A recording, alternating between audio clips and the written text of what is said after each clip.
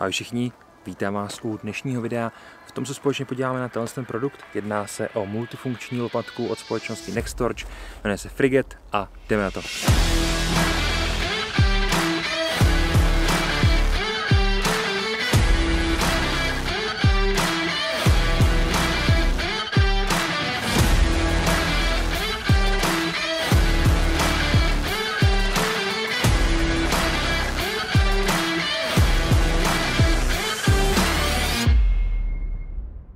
Skládací multifunkční lopatka. Když se člověk drží v ruce, trošku si připadá jak MacGyver.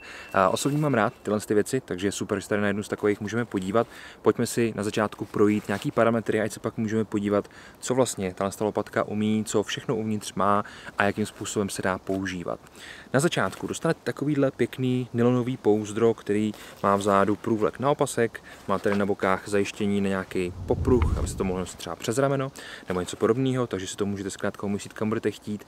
Za mě takováhle polní lopatka nebo skládací multifunkční lopatka je úplně super věc třeba do auta. Samozřejmě, když někam půjdete, ona má 2 kg, takže to není úplně sranda, takže to někde v batohu si myslím, že není úplně rozumná volba, ale i tak je to super věc třeba do auta nebo někam na chalupu nebo něco podobného, protože to má, myslím, že 14 funkcí, což je poměrně dost a je super, že to tady máme. Pojďme si to rozdělat. A mezi tím si budeme trošku povídat o tom, co tady vlastně nalezneme. Základní lopatka jako taková má plochu 20 x 15,8 cm, jenom tak, abyste věděli. A máme tady ocel 2CR13, tedy nerezovka, která má potom kalení kolem 45 HRC. Ta lopatka jako taková, samotný ten list, má potom svoji vlastní ochranu, kterou o tom se to takhle celý chrání. A samozřejmě vy si to můžete polohovat, takže buď to můžete mít takhle zajištěný, mohli to používat jako standardní lopatku, nebo s tím třeba něco uříznout a tak dál. Potom si to můžete naklopit na 90 stupňů a zajistit. V tomhle případě potom to máte nějakých 85 stupňů, něco takového. Můžete to používat jako takový krumpáč, nebo respektive s tím něco vyhrábnout. No a pak tady máte poslední pozici, což je, dejme tomu, asi 35 stupňů. V tuto chvíli se to používá třeba jako kotva, se mohlo něco zaháknout, někam se přitáhnout a tak dál. Co tady najdeme dál? Najdeme tady potom 3 takovéhle pozice. Jedna, druhá, třetí. A najdeme tady koncovku. To je všechno hrozně důležitý. Uvnitř potom máte nějaký drobný nářadí typu imbus a takovéhle věci, abyste mohli dotahovat tu lopatku. Takže já tohle s prominutím odložím a podíváme se konkrétně na tohle. Co se mi na tom líbí, tak prakticky vy úplně v pohodě si můžete nastavit takovou délku. Takže já teď tady klidně můžu dát tu koncovku, mám to uzamčený, krásně tu lopatku, dejme tomu dlouho nějakých 40 cm.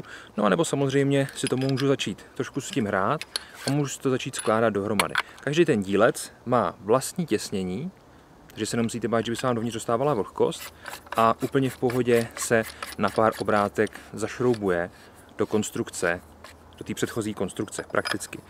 Když to potom sestavíte celý, tak ta délka je potom 100 cm. Zatímco ten list, nebo ta pracovní plocha je z nerezovky, tak konstrukce toho držadla je z hliníku 60-61, což je samozřejmě dobrá volba, jelikož tady potřebujeme ušetřit nějakou tu hmotnost. Už takhle to má 2 kg. Pojďme si sundat tu ochranu, abychom se mohli podívat, s čím tady vlastně máme tu čest. List samotný, co bychom tady našli? Jak je vidět, máme tady pilku, která je hezky stavěná, není to taková ta levná pilka, která bude jen tak jezdit po tom dřevě, ale opravdu je schopná něco uříznout.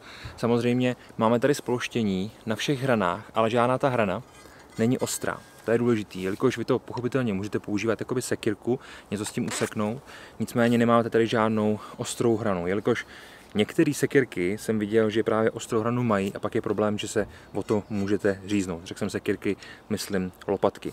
Dále bychom tady našli utahování stranových šroubů, potom tady máme otevírák na lahve, samozřejmě nějaký řezák, když potřebujete přeříznout nějaký lanku nebo něco takového, byste klidně mohli. A ten list je vytvarovaný opravdu moc pěkně. Věřím, že se s tím bude hezky pracovat. Osobně bych si tu lopatku potom chtěl vzít a udělat s ní takový malý test, jelikož mě zajímalo, co všechno je to schopný vydržet a co všechno se s tím opravdu dá dělat. U toho listu, jak jsem říkal, můžeme mít tedy takovouhle pozici 180 stupňů, pak si to můžeme samozřejmě dát například na těch nějakých 85, které jsou potom účelný zase jiným směrem. No, když to máte pak metrový, tak je z toho taková motika, můžete si něco vyhrábnout a používat to právě takhle. Tak, co bychom tady našli dál?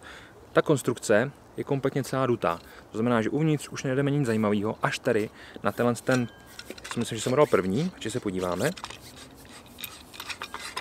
Líbí se mi, že vy si vlastně můžete nastavit dílku té lopatky, jakou budete chtít. Nemusíte vždycky nutně mít jenom metr, ale můžete mít buď to takovýhle 40 cm, 60, 80, zkrátka jak budete potřebovat. My tady máme v tomhle dílci, který by klidně mohl být poslední, tak tady máme možnost uchycení bitů. Takže tady mám buď to plochej, anebo tady mám standardní křížovej, což je super, ale co mi přijde ještě víc super, tak na konci, v tom posledním dílci, my toho najdeme trošku víc. Já si ho vytáhnu a lopatku si odložím. Tady totiž máme nahoře kompas, ono záleží, jakým způsobem to bude fungovat, když ta konstrukce je prakticky jakoby kovová, samozřejmě hliník nám toho úplně vadit nebude tolik, ale ten nerez a nějaké další prvky by mohly, takže tady potom záleží, jak dobře to bude fungovat, to se musí zkusit, já jsem to zkoušel tak nějak částečně, nepřišlo mi, že to je úplně mimo, což je dobrá zpráva. Kromě toho, že tady máme vlastně ten kompas, tak tady máme Firesteel, máme tady škrtadlo, takže si můžeme s tím škrtnout pomocí té lopatky samozřejmě. No a když to odšroubujeme, tak tady máme rozbíječ skla, takže když to máte na té konstrukci té lopatky, jenom to sundáte, můžete s tím rozbít sklo.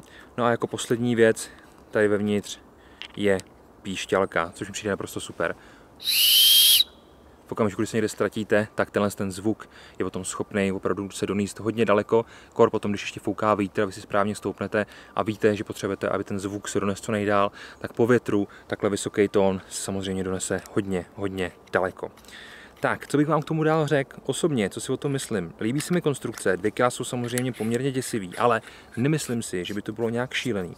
Tady máme potom ještě průvlek, například nějaký parakord nebo nějaký lanko, aby se to mohlo zajistit kolem ruky, ale líbí se mi spousta těch funkcí. Vy to nutně nemusíte nosit úplně celý, když to budete chtít vzít sebou někam na nějaký wander, když někam půjdete, tak si můžete vzít vlastně jenom ten list s tím jedním koncovým dílem, který je tenhle a vždycky to na něco použijete, což je paráda. Za mě jinak je to moc pěkný produkt, který stojí za zvážení. Pokud hledáte multifunkční lopatku, moc se mi líbí, jakým způsobem to Nextorch dělá. Děkuju moc za vaši pozornost, to byla multifunkční lopatka Frigate od společnosti Nextorch na kanále Topar Shopu. Mějte se krásně, někdy příště. Ahoj.